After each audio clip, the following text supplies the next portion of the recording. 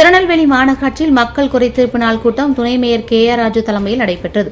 கூட்டத்தில் மாநகராட்சி உதவி ஆணையர் புரந்தரதாஸ் முன்னிலை வகித்தார். இந்த கூட்டத்தில் மாநகரின் பல்வேறு பகுதிகளைச் சேர்ந்த பொதுமக்கள் கலந்து கொண்டு குடிநீர், சாலை வசதி, பாதாள சாக்கடை, தெருவிளக்கு, தூய்மை பணி உள்ளிட்ட அடிப்படை வசதிகள் தொடர்பாக மனுக்களை அளித்தனர்.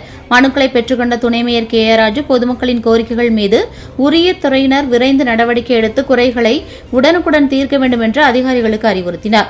மேலும் மக்களின் தேவைகளை அறிந்து அவற்றை முன்னுரிமை அடிப்படையில் நிறைவேற்ற தமிழக அரசு மற்றும் மாநகராட்சி நிர்வாகம் தொடர்ந்து நடவடிக்கை மேற்கொண்டு வருவதாக தெரிவித்தார்.